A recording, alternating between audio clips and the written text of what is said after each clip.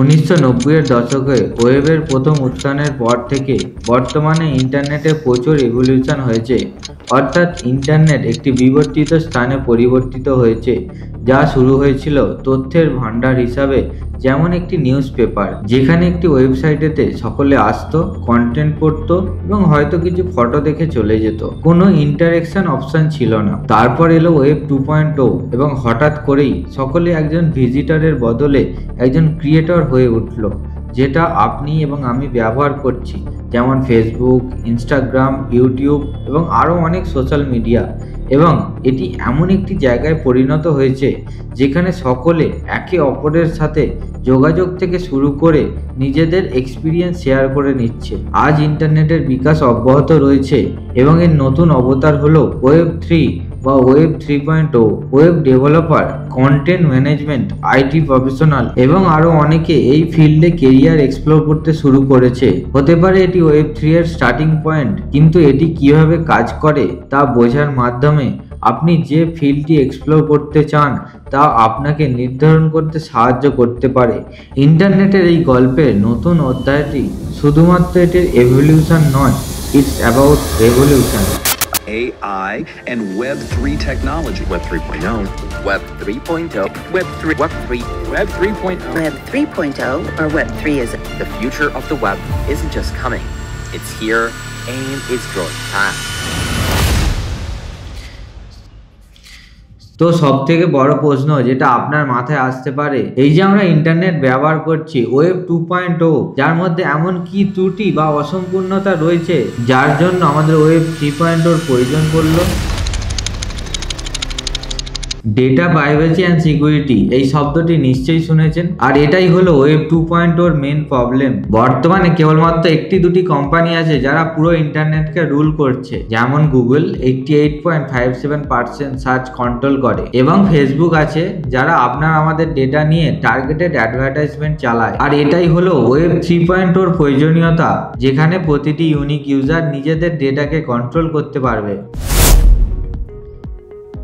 Web 3 হলো একটি শব্দ যা ইন্টারনেটের পরবর্তী পর্যায়ে ধারণা বর্ণনা করতে ব্যবহৃত হয়। শব্দটি 2014 সালে ব্লকচেন ভিত্তিক সফটওয়্যার প্ল্যাটফর্ম ইথেরিয়ামের কো-ফাউন্ডার গ্যাভিন উড প্রথম ইন্ট্রোডিউস করেছিল। এটি ইন্টারনেটের একটি ডিসেন্ট্রালাইজ ফিউচার ভার্সন হিসাবে ডেসক্রাইব করা হয়েছিল, যা বর্তমানের ওয়েব 2.0 যেমন মেটা, অ্যামাজন, গুগলের মতো কর্পোরেশনগুলির প্রভাবকে কম করবে। ইন্টারনেটের এই ক্ষেত্রে ইন্টারনেট ব্যবহারকারীদের পার্সোনাল ডেটা অর্থাৎ ব্যক্তিগত তথ্য গুগল, ফেসবুক, অ্যামাজনের মতো সংস্থাগুলির সাথে শেয়ার করার পরিবর্তে তাদের ডেটার উপর আরও বেশি ব্যক্তিগত নিয়ন্ত্রণ রাখার কথা বোঝানো হয়েছে এবং এটির ফলাফল হিসাবে পার্সোনাল ডেটার উপরে ওনারশিপ এবং প্রাইভেসি বৃদ্ধির সাথে সাথে একটি ইন্টারেক্টিভ ইন্টারনেটের অভিজ্ঞতা পাওয়া। তো ভিডিওটি বেশি বড় না করে এর কিছু অ্যাডভান্টেজেস, কিছু ডিসঅ্যাডভান্টেজেস এবং আপনি কিভাবে ওয়েব 3.0 এর মধ্যে প্রবেশ করবেন তা খুবই সংক্ষেপে জেনে নেব।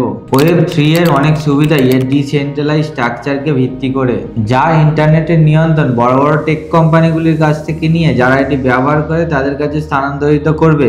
উদাহরণস্বরূপ ওয়েব 2.0 এর ব্যবহারকারীরা যদি মনে করে সোশ্যাল নেটওয়ার্কগুলিতে কোনো বিষয়বস্তু অ্যাক্সেস, শেয়ার বা ইন্টারঅ্যাক্ট করবে, তাহলে তাদের অবশ্যই লগ ইন করতে হবে এবং ওই প্ল্যাটফর্মটি শেষ পর্যন্ত এটা নির্ধারণ করে যে কে যোগ দিতে পারবে এবং তারা কিভাবে একে অপরের সাথে যোগাযোগ করবে। এছাড়াও তারা যদি মনে করে এটি ব্যবহারকারীদের অর্থাৎ আপনার আমার মধ্যে ইউজারদের ব্লক বা ডিলিট করতে পারে, বা কোনো ইউজার ওই প্ল্যাটফর্মে ঠিক কী করতে পারবে তাও সীমিত করতে পারে। আর ঠিক এই কারণেই ওয়েব 3 ইন্টারনেট ব্যবহারকারীদের এই নিয়ন্ত্রণ দেয় যে এটি ব্যবহারকারী মানুষজন তার নিজস্ব কন্টেন্ট বা বিষয়বস্তুগুলির ওপর নিয়ন্ত্রণ ও অংশগ্রহণকারীদের ঠিক করতে পারবে।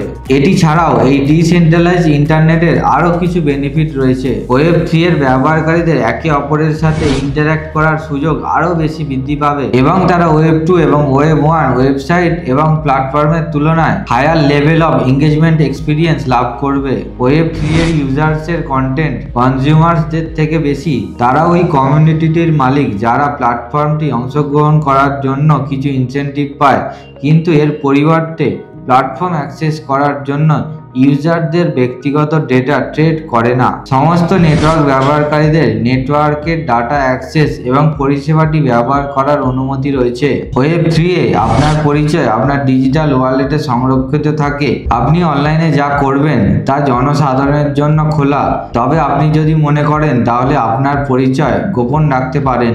আর্টিফিশিয়াল ইন্টেলিজেন্ট, মেশিন লার্নিং এবং স্মার্ট কন্ট্রাক্টের ব্যবহার ব্লকচেনের মাধ্যমে সবচেয়ে কম সময়ে সমস্ত ব্যবহারকারীদের কাছে আরও প্রাসঙ্গিক ডেটা পাওয়া সম্ভব করে তোলে। ওয়েব 3 এর যেমন অ্যাডভান্টেজেস আছে এবং এর পাশে কিছু ডিসঅ্যাডভান্টেজেসও আছে, তাই আমাদের উভয় বিষয়ই মনে রাখতে হবে। যার মধ্যে আছে ব্লকচেন প্রযুক্তি ব্যয়বহুল এবং এটি অপারেট করার জন্য যথেষ্ট পরিমাণে এনার্জি প্রয়োজন।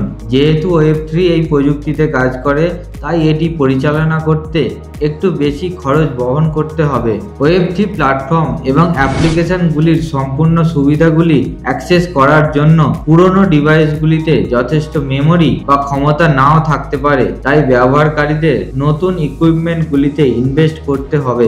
ডিসেন্ট্রালাইজেশন এটির বিষয়বস্তু এবং ব্যবহারকারীর ক্রিয়াকলাপ নিয়ন্ত্রণের দায়িত্ব জনসাধারণের হাতে তুলে দেয়। এটি অনলাইন প্রদর্শিত হওয়ার কারণে বিভিন্ন রকমের স্ক্যাম, ফেক নিউজ এই ধরনের বিষয়বস্তুর জন্য স্পেস তৈরি করতে পারে। সংস্থাগুলির ব্যবহারকারীরা স্বাধীনভাবে নিজেদের সমস্ত কিছু অ্যাক্সেস করতে পারে। পিয়ার টু পিয়ার নেটওয়ার্কে লেনদেন প্রক্রিয়া করার জন্য এবং ব্লকচেন ব্যবহার করার জন্য যথেষ্ট কম্পিউটিং নলেজের প্রয়োজন, যা বর্তমানে আরও বেশি দক্ষ হতে হবে। এই দক্ষতার অভাব খরচ বাড়ায় এবং সমস্ত ব্যক্তির অংশগ্রহণের সীমাবদ্ধতা তৈরি করে, যা বাই ডিফল্ট সেন্ট্রালাইজেশনের দিকে নিয়ে যায়। আপনি ওয়েব 3 এর সাথে ইনভলভ হতে পারেন এমন কিছু অ্যাপ্লিকেশনগুলির জন্য কাজ করে বা ব্যবহার করে, যা ইতিমধ্যে ওয়েব 3 প্রিন্সিপালের আন্ডারে ডেভেলপ করা হয়েছে।